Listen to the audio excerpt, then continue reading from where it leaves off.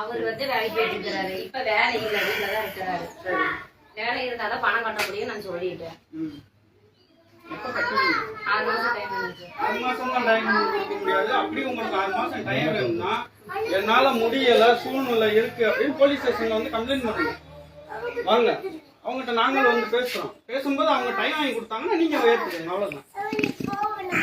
நீங்க கம்ப்ளைண்ட் பண்ணுங்க சார்.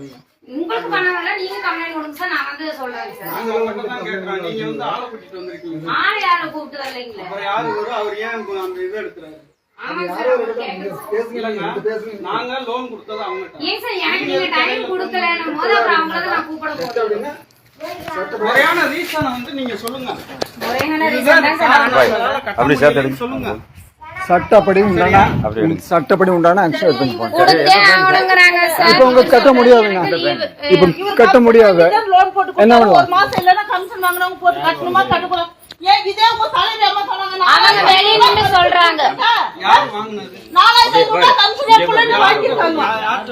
நான் தான் அவங்க விஜயசாண்டி அவங்கள்ட்ட தான் 4500 ரூபாய் கொடுத்துருக்காங்க. இதுக்கு உங்களுக்கு சம்பந்தம் இல்லை. சப்போஸ் அவங்க